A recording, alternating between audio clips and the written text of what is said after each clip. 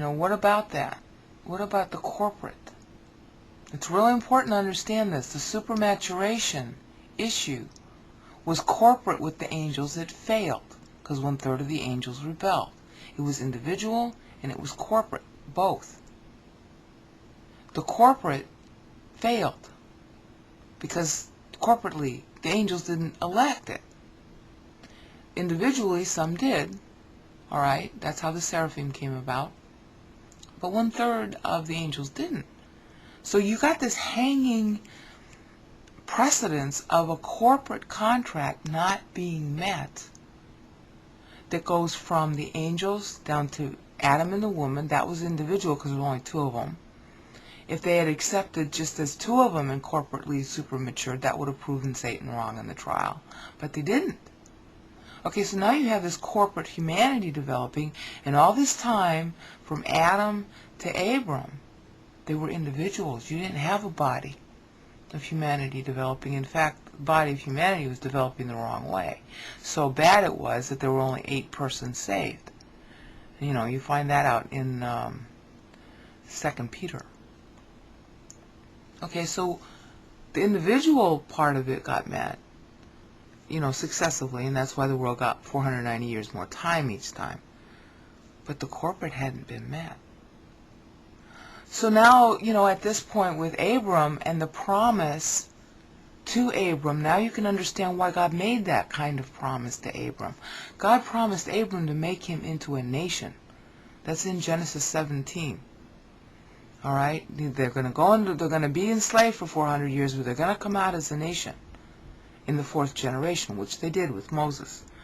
A lot of people don't understand that it was the 4th generation, but if you want the accounting on that, I'll give it to you. It really was the 4th generation. God kept his word. All right, so now the stakes are upped. But notice the continuity. You still have a supermaturation covenant. Now it's beginning with salvation. Yes, you got individuals making it, but there's still no corporate. Well, Israel was to be the corporate. And that's where it was supposed to end. Because what you see in the covenant shift is a shift to the granting of the 490 years goes through Israel when she comes out of the Exodus. There's 490 years. I document this in other videos. 490 years between Noah and Abram. Okay, 490 year goes to Isaac, probably Isaac, I can't prove it. Jacob I can prove. And Joseph I can prove. Joseph was 17 when he got his 490. And 490 years after Joseph was enslaved at age 17, that's when Moses, who had also voted and supermatured, gets his. Now, all of Israel is grafted in basically through Moses. You see that in the baptism of Moses passage. I think it's in Corinthians. But it was corporate maturation. That's why they were called a holy nation. That's why they got the Mosaic Law. That's why all the rules had to apply to them corporately. That's, eventually why, Christ was going to come and head that nation. Because, the king needs to have a country to rule the world. He has to have a head country of priests. So that corporate thing was the goal. It was still supermaturation, but now it's supermaturation as a corporate entity. Now, as we know, Israel went through a lot of ups and downs, and from 490 years from Moses, the deadline was to get that temple built. The problem was that Israel rejected God in 1050 BC, which is why there was a Saul. Saul didn't work out, so God appointed somebody who did, David. Now, David got 6 time grants because there is no time. There is no supermaturation criterion for a corporate except Israel. You've got to understand that. You had a supermaturation contract with the angels. This is the precedence for it, the legal precedence. That failed. You had individuals supermaturing. Okay, so now we got new individuals created, Adam and the woman. They failed. So a new supermaturation contract replaced it with salvation preceding. And then you have Israel being the new corporate, because there was no corporate human contract, because there weren't enough corporate humans. But through Abraham, there would be. All right? And that's why you have the pattern that you do. So the plumb line for understanding the rapture is that you first have to go back and say, okay, what did it start as with the angels? It started as a corporate supermaturation contract. It started as individual supermaturation contracts. It failed, got replaced. It failed, got replaced. It failed, got replaced finally with Israel. Now, all that was supposed to take 4,200 years. And you know that because, and I document this extensively in mirroring.htm, that was supposed to be the time limit. Messiah was supposed to come and pay by no later than the 43rd year from Adam, because that was the 1000th anniversary of David's death. That was to be followed by the 57 years represented by Pentecost and Tribulation. And Tribulation is a payback for Passion Week. All right, for his 7 days, there's a 7-year payback. And that was all forecast since the Mosaic Law. It just wasn't forecast what year until David died.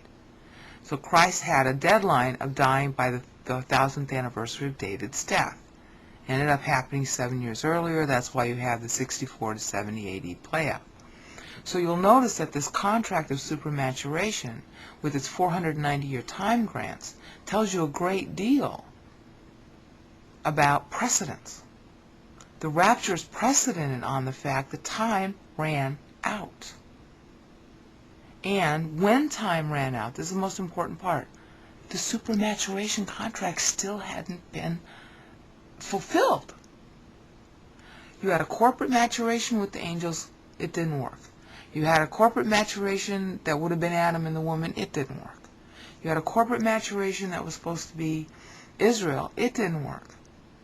So that's why a new corporate entity, church, had to be created, or actually voted for, unilaterally voted for by Christ in 29 AD when the Jews rejected him.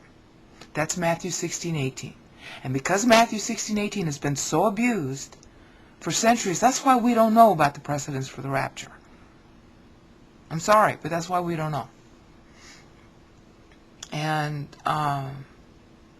he invokes his Psalm 110 kingship, which is pre-Israel. That's what the book of Hebrews explains, going from Israel to church.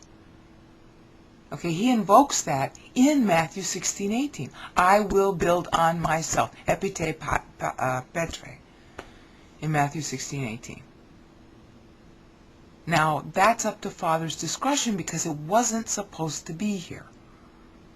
It was done to save time. So now the supermaturation criterion for a corporate entity is church.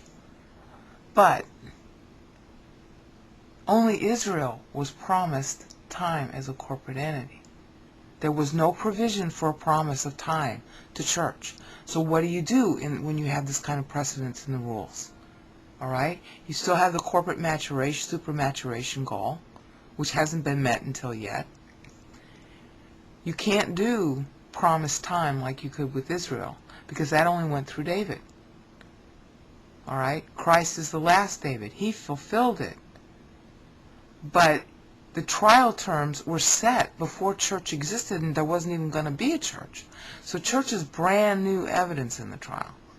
And the only thing that's left is the corporate supermaturation. And that can happen soul by soul. Your soul, my soul, who knows which one of us is going to finally be enough to constitute a corporate supermaturation. All right? Who knows how many? Who knows, what quality of thinking and in what configuration those kingdoms will have to be in order to qualify. But God knows. So it's not historical events. There's no promise of time. It goes back to the pre-Adam rules, because there was no prediction of church. There wasn't even supposed to be a church. Israel was supposed to have accepted him. So that's the precedence for the rapture.